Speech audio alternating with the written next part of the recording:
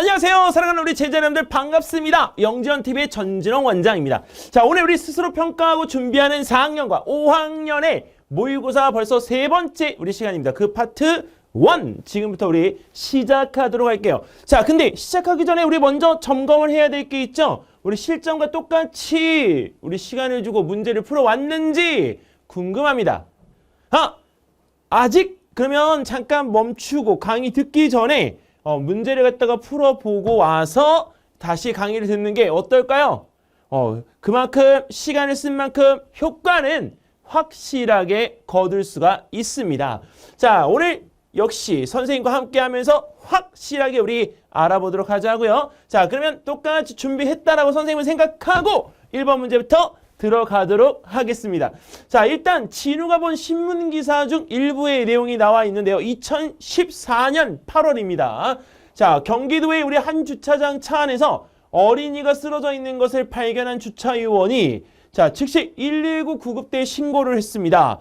진짜 큰일 날 뻔했죠. 이 더운 여름날에 우리 차 안에 우리가 아이 혼자 있는다라고 하는 거 너무너무 큰일 날 일입니다. 우리 미국 같은 경우에는 주차장에 아이를 혼자 이렇게 놓아두고 가는 경우에 법적 조치를 받는 우리 사례들이 있기 때문에 우리의 이런 일에 대한 경각심?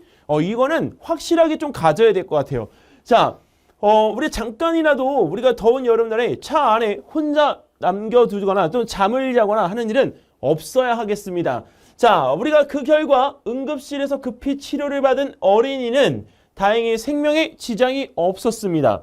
자, 이 사고의 원인을 조사한 끝에 과학수사대는 어린이의 어머니가 아이를 차 안에 두고 장을 보러 간 사이 차 내부의 온도가 올라가 발생한 일이라고 결론을 내렸다입니다. 자, 그렇다면 이 기사를 보고 진우가 다음과 같은 방법으로 실험을 설계를 해보았는데 그 스티로폼의 우리가 상자 안에서 온도의 변화가 어떻게 될 것인가를 갖다가 알아보는 실험 설계를 다음과 같이 했습니다. 자, 첫 번째, 우리 스티로폼 상자 2개의 안쪽에 검은색 도화지를 붙이고요. 그 다음에 상자 2개의 옆면에 구멍을 뻥뻥 우리가 뚫어서 자, 우리가 온도계를 꽂았습니다. 자, 그리고 한 개의 스티로폼 상자는 뒷면에 유리 뚜껑을 덮고 또 다른 한쪽에는 뚜껑을 덮지 않았습니다. 즉, 유리창의 창문을 갖다가 우리가 내려놓은 경우와 유리창의 창문을 갖다가 내려놓지 않은 경우에 그 안에 내부의 온도 변화가 우리가 어떻게 일어나는지에 대한 실험 설계를 3번에서 우리가 한 것이죠. 자, 그래서 우리가 여기 두 스티로폼 상자를 햇빛에 두고서 온도를 측정했습니다. 자, 이 실험에서 진우가 갖게 해야 될 조건 3가지와 자, 또 다르게 할 수 있는 조건 3가지를 자, 써보세요라고 했는데 일단은 여기서 우리가 갖게 할 조건에 대한 부분들은 스티로폼에 대한 크기나 스티로폼에 대한 부피나 스티로폼의 우리 두께 그리고 스티로폼에 대한 뭐 색깔 그 다음에 규격 이런 것들이 다 모두 같아야 될 것 같아요. 그래서 이 문제 해결 포인트에 대한 부분을 갖다가 우리가 둘 때는 먼저 다르게 할 조건에 대한 부분을 갖다가 먼저 생각해 보고 나서 갖게 할 조건을 생각하는 습관을 들이면 매우 편리하게 해결할 수가 있습니다. 자, 그리고 실내 온도에 줄 영향 요소들을 갖다가 주변에서 찾아보면 우리가 금방 답을 찾을 수 있을 것 같아요.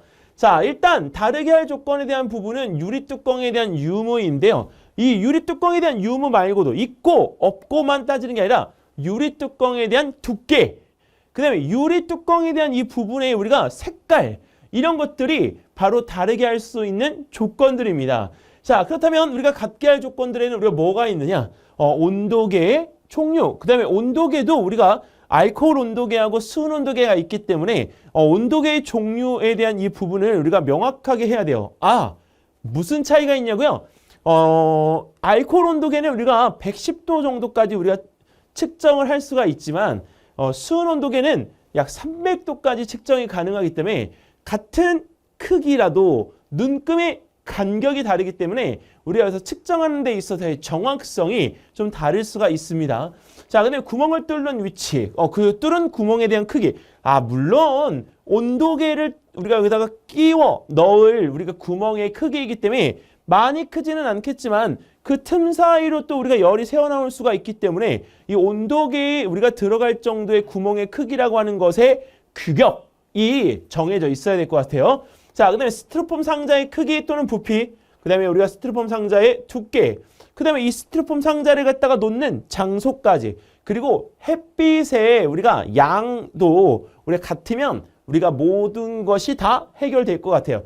같게 할 조건은 이렇게 우리가 여러 가지를 찾을 수가 있는데 아까 이야기했던 것처럼 다르게 할 조건 딱 한 가지만 적혀 있다고 해서 이것만 적으면 안 되겠죠? 세 가지잖아요. 자, 유리 뚜껑의 유무, 그다음에 유리 뚜껑의 색깔, 그다음에 유리 뚜껑의 두께 이렇게 하면 우리가 충분히 그렇죠. 이 다르게 할 조건들에 대한 것들을 찾을 수가 있습니다. 아니면 여기는 이 부분에서 우리가 같게 할 조건에 대한 것들을 써놓고 이 스티로폼 상자에 대한 우리 부피를 갖다가 달리해 보는 것도 우리가 답이 될 수 있어요. 근데 그거는 이 실험들이 우리가 진행되어지고 난 뒤에 다음번 실험이 우리가 계획되어질 때 하는 것이 순리입니다. 왜? 자동차의 크기가 바뀌지 않을 거잖아요. 그 아이가 있던 자동차는 동일한 조건의 크기를 줘야 되니까. 그러면 실험할 때 이런 경우도 있겠네요. 일반 승용차와 그다음에 우리 버스 안에서의 온도 변화에 대한 부분들을 실험해보면 그것도 좋겠네요. 이렇게 다양하게 우리가 궁금증에 대한 부분들을 우리가 풀어나가기 위해서 바로 이 조건에 대한 부분의 설정을 하는 연습을 여러분들이 꼭 해주셔야 돼요. 자, 이렇게 해서 우리가 1번 문제는 마무리 짓고요. 이번엔 두 번째 문제 우리가 살펴보도록 하겠습니다. 자, 여기 교수님이 제자들과 함께 지리산에 갔습니다. 와, 지리산에 가면 우리 뱀사골, 그 옆에 지나가는데 우리 고깃집이 있는데, 이 고기 맛있는데. 자, 근데, 거기 알아요? 와후, 거기 계곡 물 완전 장난 아니에요. 근데 비가 많이 오면, 급류. 근데 옆에서 보고 있으면 진짜, 와, 이렇게 될 정도의 급류가 내려옵니다. 자, 근데 그런 지리산에서 힘겨운 산행 끝에 자, 첫 번째 목적지인 산장에 도착하였고, 자, 산장에서 저녁을 먹기 위해 밥을 하고 고기를 넣은 찌개를 끓였는데, 자, 밥이 설익었습니다. 자, 설익었다라고 하는 것은 우리가 쌀이 다 익지 않은 상태를 이야기하는 것입니다. 자, 제자들 중에 한 명이 찌개 속에 고기도 익지 않았을까봐 걱정이 되어 먹어보니 고기는 잘 익었습니다. 자, 밥이 설익은 이유와 고기가 잘 익은 이유에 대해서 설명해 보세요 라고 했는데, 자, 감독님, 만약에 우리가 여기서 그 산에 간다고 했을 때 쌀과 고기 두 가지 중에 딱 한 가지만 선택을 해서 가야 된다고 한다면 어떤 걸 선택하시겠어요? 왜 고기예요? 잘 익으니까. 명쾌한 대답이긴 한데 뭔가 조금 약간 2% 부족하네요. 자, 근데 여기서 우리가 물론 쌀이 잘 안 익어서이기도 하지만 고기는 낮은 온도에서 익어요. 근데 이 밥이라고 하는 건 탄수화물이기 때문에 높은 온도에서 우리가 익습니다. 자, 그래서 그 부분에 대한 것을 우리가 여기서 가지고 해결할 포인트를 갖다 잡으면 기압이 높으면 높을수록 이 힘을 주니까 그 물 분자들이 열을 갖다 흡수해서 우리가 상태의 변화할 수 있을 정도의 우리가 힘을 가지려면 그 힘이 더 필요하게 됩니다. 그러니까 당연히 온도가 어떻게 되죠? 올라가요. 그러니까 끓는 점도 올라가요. 자, 그러니까 물이 우리가 여기서 기압이 높아지면, 압력이 높아지면 높은 온도에서 우리가 끓게 되어집니다. 그리고 혼합물일 때도 우리가 높은 온도에서 끓게 되어져요. 여러분들 라면 먹을 때 라면에다가 우리가 왜 스프를 갖다 집어 넣는데요. 그 라면을 갖다가 우리가 넣기 전에, 면발 넣기 전에 스프를 갖다 넣으면 물의 온도가 101도에서 104도까지 높아져요. 진라면은 101.5도, 신라면은 104도, 그 다음에 우리가 여기서 그 스낵면이라고 하는 건 100.5도 이렇게 온도가 높아집니다. 어떻게 다 하냐고요? 과학 선생님이잖아. 네, 해봤지. 내가 궁금증은 못 참거든. 자, 그래서 우리가 스프를 집어넣는 이유는 물에 끓는 점을 갖다가 올려서 면을 빨리 익히게끔 하기 위해서. 그러니까 우리가 여기서 그 라면을 먹을 때 면발을 먼저 넣어야 될까요? 스프를 먼저 넣어야 될까요? 이제 답이 나오죠? 스프가 정답입니다. 자, 그러니까 여기서 끓는 점 우리가 높이기 위해서 우리가 기압을 높이는 거, 압력을 높이는 것 잊지 마세요. 그러니까 산에 올라가서 밥을 할 때 거기다가 선생님 머리 크기만한 돌을 이렇게 올려놓는 이유가 바로 이런 이유지 않겠습니까? 자, 근데 단백질은 40도 이상이면 변성이 발생한다. 자, 단백질이 우리가 40도 이상이면 변성이 일어난다. 다른 말로 하면 익는다입니다. 자, 그 다음에 우리가 물은 100도에서 끓는다. 그쵸? 물의 끓는 점에 대한 부분들을 알아야 끓는 점이 높아진다는 이야기가 무슨 이야기인지 알죠? 우리 압력밥솥은 물의 끓는 점을 125도까지 올립니다. 자, 그러니까 우리가 주변에서 이 물이 온도가 뭐 300도인 행성을 찾았다. 그러면 우리가 물의 온도가 300도이다. 와, 이게 아니라 300도이라고 하는 건 그만큼 거기에 작용하는 대기도 많다. 즉 압력이 우리가 크게끔 되어지기 때문에 우리가 거기는 기압도 커, 물의 온도도 높아 이렇게 되는 거죠. 오케이요? 어허. 자, 이래서 우리가 높아질수록 대기압이 약해지는 부분에 대한 것이 상대적으로 분자의 인력이 약해지는 것이기 때문에 자, 우리가 산 정상에서는 100도씨 미만에서 끓고요. 산 아래에서는 100도씨에서 우리가 끓는다. 이렇게 보시면 되겠습니다. 자, 그리고 여기서 우리가 높은 산에 기압이 낮아지기 때문에 물이 100도씨보다 낮은 온도에서 우리가 물이 끓게 되는 건 쌀이 익지 않은 상태를 갖다가 우리가 만드는데 그 쌀이 익지 않은 상태를 갖다 우리는 설 익었다라고 하는 거죠. 그렇지 않도록 돌을 얹어 놓는 것 다시 한번 정리합니다. 자, 이렇게 2번 문제까지 풀어봤는데요. 문제 어렵지 않죠? 가볍게 우리가 풀어볼 수 있는 문제들입니다. 자, 이번에 우리 세 번째 문제 우리 함께 풀어볼까요? 자, 하루 동안에 분비되는 땀의 양과 온도와의 관계를 자, 동물 실험을 통해서 우리가 확인하려고 합니다. 자, 근데 통계적으로 구분 가능한 결과를 얻기 위해 실험군과 대조군의 각각 10마리씩 여기서 실험군 10마리, 대조군 10마리. 근데 왜 이 징그러운 쥐를 갖다 10마리씩 우리가 해야 될까요? 실험의 결과에 대한 부분의 비교를 통해서 결과의 신뢰도를 시키기 위해서입니다. 자, 그래서 우리가 실험용 동물을 갖다가 사용하는데 온도와 땀의 양 사이의 관계를 알아낼 수 있는 실험을 설계하고 자, 결과를 예상해 보세요. 아마 이렇게 문제를 풀다 보면 이 선생님은 문제에서 실험의 설계를 갖다가 엄청 강조하고 많이 문제를 냈네 이렇게 생각이 될 수 있어요. 하지만 영재교육원에서 산출물을 갖다 우리가 작성하거나 그 다음에 앞으로의 우리가 과학 공부했을 대세는 실험에 대한 가설과 실험에 대한 방법과 실험 설계를 통한 우리가 결과가 어떻게 나오는지를 본인 스스로가 알 수 있어야 하기 때문에 이런 문제의 류에 대한 부분들을 풀어보면서 다양한 경험들을 우리가 할 수 있어야 합니다. 자, 여기서 우리가 문제 해결 포인트는 일단 온도하고 땀이죠. 자, 그리고 대상 동물의 설정이 우리가 꼭 필요하지는 않은데 그래도 좀 했으면 좋겠어요. 자, 여기서 우리가 동물들이 땀을 갖다 흘리는데요. 만약에 여기서 우리가 털이 긴 강아지들을 갖다 우리 이용한다고 생각해 보세요. 그러면 털 때문에 땀이 많이 나는 건지 아니면 온도 때문에 땀이 많이 나는 건지 물론 온도가 높아지면 땀이 많이 날 수 있어요. 근데 그게 불명확한 거죠. 근데 또 우리가 털이 짧은 걸 갖다가 이용한다고 하더라도 어떤 동물을 갖다 우리 써야 될까? 그래서 선생님이 친구들하고 이야기를 갖다 나누던 터에 찾아낸 우리가 그 동물이 바로 쥐 말고 돼지입니다. 돼지는 여기서 우리가 털의 길이가 물론 짧기도 하고요. 근데 아기 돼지 같은 경우에 우리가 몇 개월 된 아기 돼지를 갖다 우리 맞췄을 때 땀을 갖다가 우리가 또 많이 흘려줄 수 있거든요. 그리고 먹는 음식물에 대한 부분들이 불규칙하지 않습니다.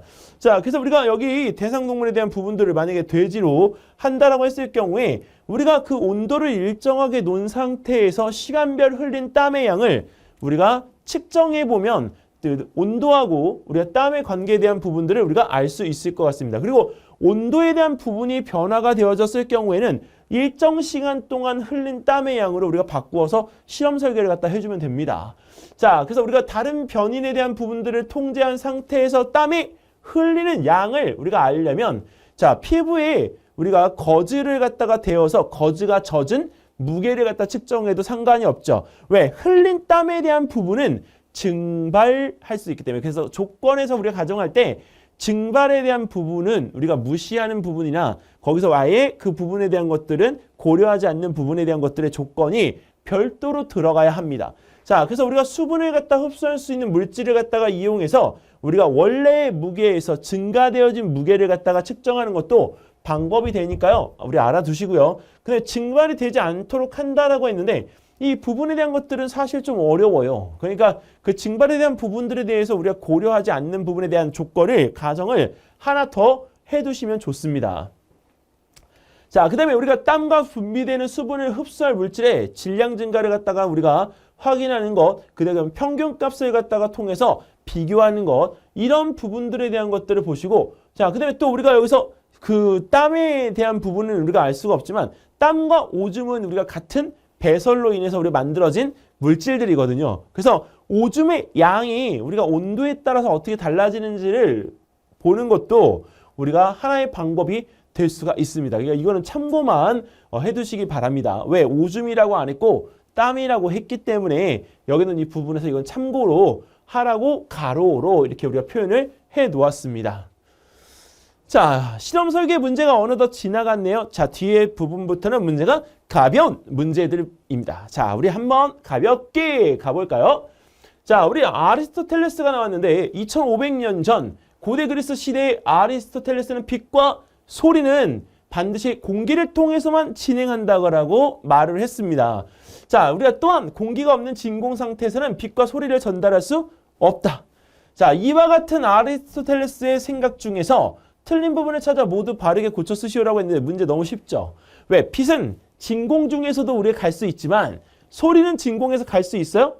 못 가요. 하지만 소리는 공기 중에 통해서 갈 수 있습니다. 그래서 진공 중이든 공기 중이든 빛은 직진한다. 하지만 소리는 그렇죠. 매질이 되어지는 공기가 있을 때만 전달할 수 있습니다. 그래서 우주에서는 그런 소리에 대한 부분들에 대해서 전달이 안 되기 때문에 우리가 전파라고 하는 걸 통해서 우리의 음성을 전달합니다. 이거는 참고적으로 알고 계세요. 그리고 빛의 속도나 전파의 속도나 모두 같습니다. 오케이요? 후. 자, 그래서 우리가 여기서 파동의 전달에 매질이 필요하다는 것과 빛은 매질이 필요 없어요. 자, 소리는 매질이 필요해요. 이거 내용만 꼭 기억해 두시기 바랍니다. 자, 우리가 태양과 지구 사이에서 우리가 오는 빛은 우리가 진공 상태에서 오는 것이기 때문에 다른 매질에 대한 부분이 필요 없다라고 하는 걸 쉽게 알 수 있지만 소리는 우리가 반드시 여기 입술 이 소리가 자, 이렇게 타고 들어가서 이게 여러분들에게 녹음되어진 소리가 또 이렇게 들리는 것이기 때문에 그 부분에 스피커가 없다면 공기의 진동을 일으킬 수 있는 도구가 없어서 여러분들 또한 선생님이 지금 이렇게 하는 소리를 들을 수가 없게끔 되어져요. 자, 그리고 여기 입술이 여러분들 우리가 소리가 서라운드처럼 이렇게 사방으로 퍼지도록 하기 위해서 이렇게 도톰하게 우리가 이렇게 볼록하게 솟아났다는 것을 알고 계십니까? 그래서 입술의 모양이 소리를 우리가 사방으로 전파하기에 적합한 구조를 가지고 있다라고 하는 거 꼭 알아두세요. 자, 그리고 또한 여기서 우리가 이 말하는 소리는 340m/s의 속력으로 전달이 되지만 우리 귀로 듣는 소리는요, 이 얼굴에 있는 근육을 통해서 여기에 있는 이 두개골의 소리가 전달되어지면서 내 귀로 들어오는 거기 때문에 20m/s밖에 안 돼요. 그래서 내 목소리를 지금 듣는 것과 그 다음에 내가 말하는 소리를 갖다 녹음해서 듣는 것은 달라요. 왜? 내 목소리를 지금 듣는 건 20m/s로 듣지만 녹음되어진 소리는 공기 중에 이 전달되어져서 340m/s의 속력으로 내 귀에 전달되어지거든요. 그러니까 소리가 다르게 들립니다. 자, 그거 참고적으로 알아두시기 바랍니다. 자, 여기서 아리스토텔레스의 우리가 이 말을 듣고 고칠 점이 있다면 빛은 진공 상태에서도 전달된다. 자, 근데 또 하나의 고칠 점이 있다면 소리는 공기뿐만 아니라 모든 물질을 통하여 전달된다. 액체에서도 전달돼, 고체에서도 전달돼. 왜? 여러분들 내일 있잖아요. 내일. 기찻길에 내일. 거기다가 귀를 대고 기울여 보세요. 그러면 기차가 오는 소리를 공기 중의 소리보다 전달되어진 소리보다 더 빠르게 들을 수가 있습니다. 오케이? 자, 확신. 나중에 또 그렇다고 기찻길에서 기차 오고 있는데 그렇게 귀 대고 있지 말고요. 자, 그 다음에 이번엔 5번 문제. 자, 화성에는 진짜 높이 25km. 와, 우리 에베레스트 산이 8,344m인가? 와, 근데 그거보다 거의 한 3배 가까이 높은 거예요. 근데 25km의 화산이 많이 존재합니다. 그런데 지구에는 이렇게 높은 화산이 없을까요? 자, 지구와 화성의 환경적 상황을 고려하여 지구에 높은 화산이 없는 이유를 설명해 보세요. 라고 했습니다. 당연한 거죠. 왜? 화성에는 풍화 침식 작용이 일어날 만큼의 공기가 없어요. 근데 지구는 우리가 풍화 침식이 일어날 만큼의 공기가 있기 때문에 산이 자라면 깎아요.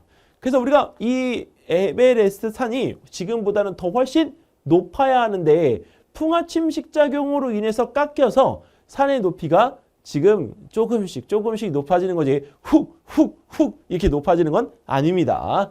자, 그래서 우리가 지표의 변화가 풍화침식이 주 원인이라는 점, 그리고 지구의 공기량이 화성의 공기량보다 많다는 점을 참고해 두세요. 자, 근데 지역 간의 온도 차이가 나야 바람이 부는데 화성은 평균 기온이 영하 68도입니다. 그렇기 때문에 우리가 지구처럼 자기장이 없는 상태이기 때문에 이 화성의 온도 차이는 거의 차이가 없을 거야. 자, 그렇다면 여기 화성에는 물과 공기가 없어서 일단 풍화침식 작용이 일어나지 않을 거라는 것을 예측할 수가 있고요. 하지만 지구는 물과 공기가 존재함으로 인해서 지속적인, 계속적인 풍화침식 작용이 일어날 수 있다라고 하는 것을 여기서 이야기할 수 있습니다. 지금 보시는 경우에 이 이야기는 앞서서 지금 질문한 내용과는 조금 다르지만 원래 화성에 우리가 물이 있었다라고 가정을 합니다. 근데 우리는 이 태양이요, 빵! 우리 쏘는 플레어라고 하는 현상에 의해서 화성의 물을 다 증발시키는 것으로 주장을 해왔어요. 근데 최근에 들어서 화성이 지구보다 작기 때문에 물을 가지고 있을 수가 없었다라고 주장을 하고 있습니다. 무슨 얘기냐면 지구는 일정한 중력의 크기를 가지고 있기 때문에 그 물을 가지고 있을 수 있을 정도의 힘을 가지고 있는 거예요. 근데 화성은 지구 크기의 0.5이거든요. 자, 우리가 물을 가지고 있을 수 있는 최적의 환경은 0.6입니다. 지구 크기의 0.6배. 왜? 그 0.6배가 되면요. 지구의 지금 바닷속 깊이에 한 2,000m까지 드러납니다. 이게 2,000m 깊이에 있는 바다의 육지가 대륙분과 같은 그런 부분들이 다 드러나는 거예요. 그 차지하는 물의 양은 어마어마하게 줄어들겠죠. 근데 화성은 그거보다 작은 0.5배입니다. 그러니까 여기서 우리가 그 0.5배 크기의 화성의 경우에는 물을 유지할 수 있을 만큼의 질량과 힘을 갖지 못하는 거죠. 즉 한마디로 표현해서 중력이 약한 거예요. 자, 그리고 이 화성의 그 핵은요, 지구처럼 점성이 높아서 자 끈적끈적하게 이렇게 느리게 돌기라도 해야 되는데 그러지를 못해요. 왜? 점성이 너무 약하다 보니까 우리가 움직일 수 있는 관성이 작용하지 않습니다. 자, 그래서 우리가 이 부분에서 지금 시간이 지나오면서 물을 가지고 있던, 물로 덮여있던 화성의 표면에 물들이 점차 줄어들어서 최근의 모습은 이렇게 메마른 상태, 땅 속에 있던 물까지 다 증발되어져서 완전히 말라버린 상태의 화성의 모습이 되어졌습니다. 자, 그래서 화성의 지름에 대한 부분은 일단 지구 지름의 우리가 53%, 그다음에 우리가 화성의 질량은 지구 질량의 10분의 1, 그 다음에 우리가 화성의 중력은 지구의 38%밖에 되지 않습니다. 약한 거예요. 그리고 무엇보다도 화성의 표면을 보호할 수 있는 자기장이 없어요. 왜? 핵의 운동이 없기 때문에. 그러다 보니까 생명활동에 필요한 물이 없는 거죠. 자, 그 다음에 또 화성의 물이 소멸되어지는 시간은 우리가 40억 년. 그래서 지구 크기에 우리가 0.5배에 해당하는 행성이 물을 가지고 있다라고 한다면 그 행성은 언젠가는 물이라고 하는 것이 아예 소멸되어져서 없어질 거다. 근데 그 시간을 과학자들이 예측할 때 40억 년으로 보고 있습니다. 자, 이렇게 해서 우리가 이번에 5번 문제까지 풀었고요. 이번엔 6번 문제입니다.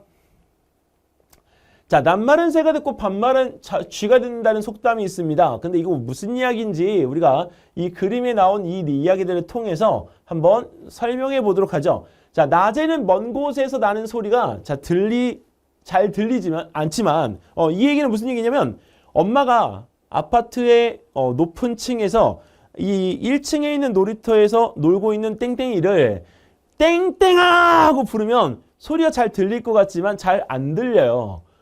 아파트 전체에 울리기 때문에 다른 사람들은 간접적으로 들을 수가 있는데 직접적으로 놀이터에서 놀고 있는 땡땡이는 들을 수가 없어요. 왜? 소리가 내려오다가 이렇게 굴절하거든요. 근데 밤에는 조금만 소리를 내도 어떻게 돼요? 소리가 이렇게 올라가는 게 아니라 소리가 다시 밑으로 내려오기 때문에 엄청나게 크게 들립니다. 자, 그다음에 밤에 먼 곳에서 나는 소리가 잘 들린다. 이에 대한 이유를 자, 온도, 속력, 굴절에 대한 단어를 사용해서 설명해 보세요라고 했는데 굴절은 속도가 느려지면 꺾어지는 것을 이야기합니다. 근데 차가운 공기는 어떻죠? 차가운 공기는 무거워요. 무거운데 소리의 전달 속도가 늦습니다. 하지만 따뜻한 공기는 소리의 전달 속도가 빠릅니다.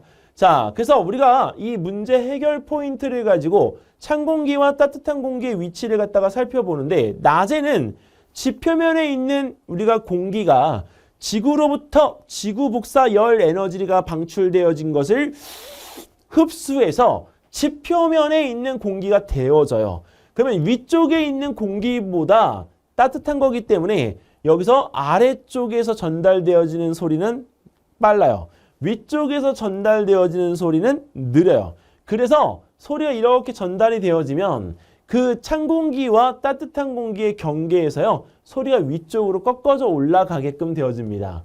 그래서 우리가 낮에는 소리가 이렇게 전달이 된다고 하더라도 이렇게 돼서 위로, 이렇게 돼서 위로 올라가기 때문에 공사를 하는 그 소리도 실제로는 잘 들리지 않게 돼요. 아예 안 들리는 게 아니라 밤보다 잘 안 들리게 됩니다.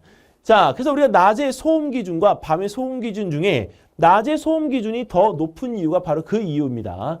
자, 그리고 밤에는 거꾸로 여기 지표에 있는 근처의 공기가 차가운 공기. 왜냐하면 여기 지표로부터 먼 하늘 높이 우리가 따뜻한 공기가 아닌 차가운 공기가 아니야? 왜? 밤인데? 아하, 그쵸. 상대적으로 지표에 있는 공기보다 따뜻해지죠. 밤에는. 그러니까 여기 하늘 쪽이 따뜻한 공기, 그 다음에 지표에 있는 공기가 차가운 공기. 그러면 소리를 지르면 느리게 가던 것이 빨라지잖아요. 빨라지게끔 되면 어떻게 되죠? 아래쪽으로 꺾어지게끔 됩니다. 자, 그래서 여기에 있는 밤에는 소리가 밑으로 내려오기 때문에 너무너무 잘 들려요. 그래서 밤에는 소근소근 돼도 이 소리가 아래쪽으로 내려와서 우리 다 잘 들리기 때문에 주변에서 어디서든지 잘 들을 수가 있다는 점을 우리 알아두시기 바랍니다. 자, 이렇게 해서 우리가 6번 문제까지 풀었네요.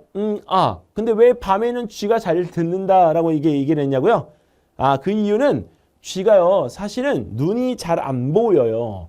그래서 눈이 잘 안 보이는 동물이기 때문에 이 더듬이로 벽을 갖다가 이렇게 계속 움직이면서 벽에 대한 부분의 모서리를 따라서 움직입니다.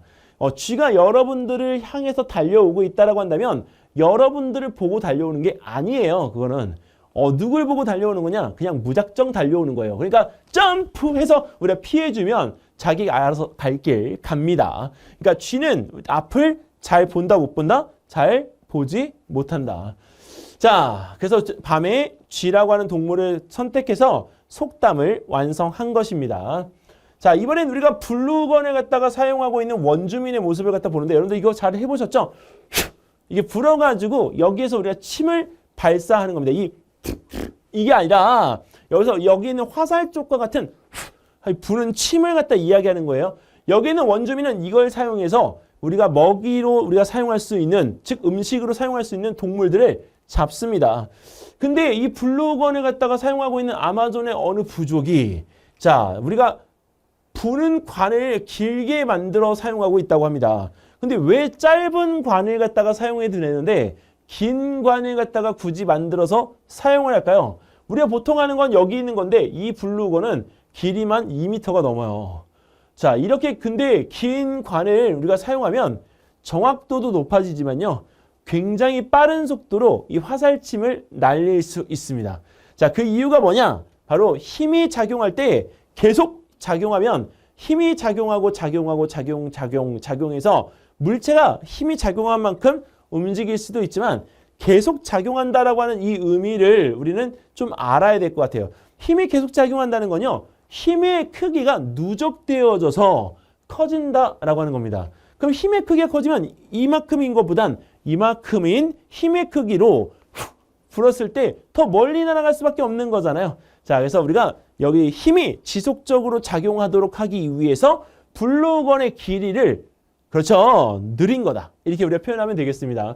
그래서 여러분들 우리가 총을 쏠 때 우리가 여기 권총하고 그 다음에 우리가 긴 장총 있잖아요.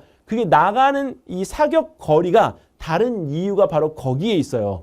이 권총은 사격거리가 한 150m 정도로 짧아요. 근데 우리가 장총 같은 경우에는 약 1km 이상을 날아가서 관역을 맞추는 경우도 있습니다. 그 이유는 권총 속에 보면은 스크류가 일어나는 그 총신이 있는데 그 권총은 짧잖아요. 근데 장총은 총신이 길잖아요. 그러니까 힘을 지속적으로 받는 시간이 권총보다 장총이 더 길기 때문입니다. 더 많기 때문에. 그러니까 힘의 크기가 누적되어져서 더 많은 힘을 갖다 받으니까 멀리까지 날아갈 수가 있는 거예요. 알겠죠? 자, 이렇게 해서 여기 있는 이 부분에서 우리 작용 시간이 커질수록 빠져나온 화살의 속력은 더 빨라진다라고 하는 점을 기억해 두시면서 자, 이 문제는 마무리할게요. 자, 이번엔 우리 8번 문제입니다. 자, 준수는 세계의 자랑거리인 우리나라의 인천국제공항을 견학하기 위해서 자, 부모님과 주말에 시간을 내어 방문했습니다. 외국에 우리가 여행을 가거나 업무로 공항을 분주하게 오가는 많은 사람들을 갖다 보았는데요. 자, 이 공항에서 이 활주로의 길이가 의미하는 건 뭐냐? 활주로의 길이가 우리가 짧아서 공항을 만드는데 불리하다. 활주로를 갖다가 우리가 여기서 긴 활주로가 필요하다. 이걸 결정하는 건요. 그 공항에 내려올 비행기의 크기가 결정합니다. 왜냐면 여러분들 무거우면 자, 선생님은 100kg이잖아요. 여러분들과 똑같이 달린다고 하더라도 100m 결승점에서 우리가 통과할 때 누가 멈추기가 쉬울까요? 무거운 나? 아니면 가벼운 너? 가벼운 너죠. 왜냐면 나는 여기서 달려오던 운동 관성이라고 하는 게 있어서 여기서 이게 금방 못 멈춰요. 가다가 여기는 이 부분에서 이렇게 된다고요. 그래서 여기는 이 부분에서 비행기가 착륙해서 내려오면 무거우면 무거울수록 빠른 속력으로 내려오면 내려올수록 멀리 가서 멈춰야 하기 때문에 활주로의 길이가 길어야 합니다. 왜? 활주로의 길이가 길어야 마찰력의 크기가 계속 작용해서 마찰력의 크기가 커지기 때문인 거죠. 자, 그래서 우리가 비행기의 크기가 클수록 활주로를 이용해서 착륙하는 이유가 궁금해진 것을 정리해보면 자, 운동 상태를 유지하려고 하는 성질은 운동 관성입니다. 자, 그리고 무게가 많을수록 속도가 빠른 것도 관성력이 큰 것과 관련이 있습니다. 자, 그리고 운동 관성이 클수록 멈추는 데 필요한 시간과 활주로의 길이가 길어야 마찰력이 커지기 때문에 이 부분 또한 필요합니다. 자, 그래서 우리가 비행기가 뜨려고 하는 양력에 대한 부분을 갖다가 우리가 이용해서 설명을 하면 자, 힘을 많이 받으면 우리가 착륙할 때가 아닌 이륙할 때 뜨기가 쉽죠. 짧은 거리에서. 근데 비행기가 크고 무거우면 우리가 이 밀어 올려야 되는 힘 또한 우리가 커지기 때문에 그 힘을 지속적으로 받을 수 있는 활주로의 길이가 필요하기도 합니다.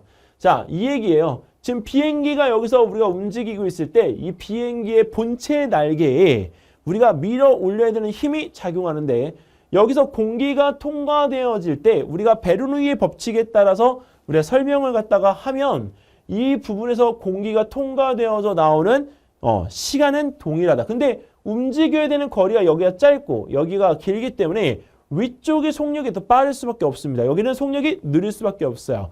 이거를 갖다가 우리가 베르누이의 법칙으로 설명을 해서 이 아래쪽에서 밀어 올리는 압력, 즉 힘이 커지기 때문에 비행기는 뜰 수 있다. 이렇게 우리가 설명을 하고 있는데 이 부분에 대한 내용에 대해서는 우리가 과학을 갖다가 배우면서 물리 영역에서 최근에 수정이 되어졌습니다. 그래서 이 베르누이의 법칙에 대한 부분에서 양력을 설명하는 방식에 대한 것들의 차이가 있기 때문에 여러분들이 그 부분에서 이 시간적인 부분의 관념에 대해서 일정한 상태로 놓고 압력을 해석하는 것이 사실은 우리가 옳지 않다라고 최근에 결정이 났습니다. 그래서 여러분들이 지금까지 배워왔던 이 베르누이의 법칙에 대한 부분이 설명하기에는 굉장히 우리가 유리하지만 이 부분에서 우리가 그 일정한 거리를 동일한 시간 동안에 통과하는 공기의 흐름으로 설명하는 것은 옳지 않다. 그것만 참고적으로 알아두셨으면 좋겠습니다.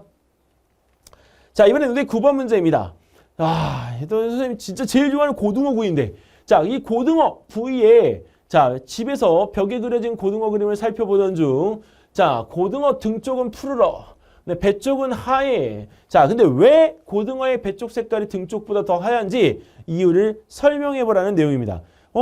사실 우리가 고등어구이 먹을 때 우리가 등푸른 생선이기 때문에 먹는 게 크잖아요. 등푸른 생선은 우리의 건강에 좋다. 이것이 원칙인 거죠. 뭐 먹는데 그런 생각을 해. 색깔이 여기가 하얀지 여기가 우리가 푸른지 무슨 상관이야. 자, 그런데 이 역시 과학이라고 하는 건 재밌어요. 고등어가 등 쪽이 푸르른 것은 우리의 건강을 위해서가 아니고 본인이 우리가 다른 천적으로부터 잡아먹히지 않도록 보호색으로 쓰고 있는 거더라고요. 와, 진짜 대박이었어요. 그리고 여기에는 이 배 쪽도 아래에서 위를 올려다 보면 햇빛 때문에 하얗게 보이는데 하얀 배니까 잘 보여요? 안 보여요? 안 보여요. 위치가 노출이 돼요? 안 돼요? 안 되는 거예요. 그림자가 생기지 않는 것처럼 보입니다. 그러니까 이 등푸른 생선인 고등어는 몸 자체가 절반의 색깔이 다른 이유가 바로 몸의 보호색인 거죠. 와.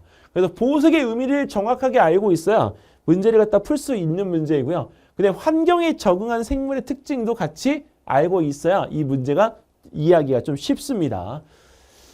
일단 천적으로부터 우리 보호하기 위해서 우리가 생물의 그 몸이 잘 적응한 하나의 그 예라고 우리가 볼 수가 있고요. 고등어의 등이 푸르고 배가 하얀 이유도 이러한 측면에서 설명이 가능하기 때문에 우리가 보호색의 개념으로 설명하면 적당할 것 같습니다. 자, 이렇게 우리 한번 정리할게요. 등 쪽이 어두운 이유는 더 깊은 곳을 보면 햇빛이 닿지 않아서 어둡기 때문에 우리가 이 고등어를 보호해 줄 수 있습니다. 하지만 배 쪽이 더 하얀 이유는 물속에서 수면 위쪽을 갖다가 바라볼 때 햇빛 때문에 주변이 밝게 보이면 하얀 배를 가지고 있는 부분의 생선이 있는 위치가 노출이 되지 않기 때문에 우리가 보호색으로 작용할 수 있습니다. 자, 이렇게 우리가 정리를 하면 됩니다. 자, 이번엔 10번 문제입니다. 파트 1의 마지막 문제인 거죠. 자, 물에 젖은 종이하고 물에 젖지 않은 종이. 자, 이 불을 갖다 붙였는데요. 자, 여기서 물에 젖지 않은 종이가 불에 잘 붙지 않습니다. 그 이유가 무엇인지 우리가 설명해 보세요. 근데 영재원 문제다 보니까 우리 친구들이 고민을 하는데 나중에 가서 뭐라고 쓰느냐? 물에 젖지 않았기 때문에. 물이 묻어서. 근데 사실은요. 물이 증발을 갖다가 하느냐고 열을 빼앗아 가기 때문에 종이가 탈 수 있을 정도의 온도에 못 올라가서 종이가 타지 않는 겁니다. 여러분들 우리가 그 라면을 갖다가 신문지나 종이에다가 우리가 물을 붓고 끓여 먹는 게 있잖아요. 그게 왜 그러냐면 그 종이가 열을 전달을 갖다가 해주면 물이 그 열을 갖다가 빼앗아서 우리가 종이가 타지 않도록 해주는 거예요. 즉 종이의 발화점에 도달하지 못하게끔 하는 겁니다. 그래서 왜 고무풍선에 우리가 물을 넣고 알코올 램프 위에다가 올려놓으면요. 고무풍선이 터지지 않아요. 태국인가 어딘가에서는 필리핀인가? 거기 우리가 비닐봉지 있잖아요. 그 비닐봉지에다가 물을 갖다가 담아놓고 그거를 국 끓이는 냄비로 사용하더라고요. 비닐봉지를. 물론 환경 호르몬이나 이런 것들의 영향성은 있겠지만 냄비로 사용할 수 있는 이유는 뭐죠? 비닐봉지가 불에 녹아요? 안 녹아요? 녹지 않기 때문이에요. 왜? 물이 끓기 위해서 열을 갖다가 흡수하다가 보니 비닐봉지가 탈 수 있는 온도에 도달한다 안 한다? 하지 않기 때문입니다. 자, 그래서 이런 부분에 대한 것들을 설명하기 위해서는 액체에서 기체로 상태가 변화되어지는 기화열에 대한 이야기가 필요하고요. 자, 그리고 기화열이 커지면 커질수록 우리가 쉽게 온도가 올라가지 못하기 때문에 종이가 탈 수 있는 발화점에 도달하지 못합니다. 종이가 탈 수 있는 발화점의 온도는 우리가 몇 도? 우리가 여기서 나무는요, 여러분들, 우리가 얼마더라? 269도인가? 근데 종이는요, 나무보다 더 온도가 높아요. 400 몇 도인가 그래요. 그래서 이 발화점에 대한 부분이 높기 때문에 이 부분에서 타지 않는다. 그래서 발화점에 도달해서 타지 않는 물에 젖은 종이의 이야기를 지금까지 해보았습니다. 자, 이렇게 해서 우리가 파트 1에 우리가 문제들을 갖다가 모두 끝냈고요. 이제는 우리가 잠깐 쉬었다가 파트 2에 대한 11번부터 20번까지의 문제를 시작하도록 하겠습니다. 여러분들 잠시 쉬었다 갈게요. 파트 2에서 만나요.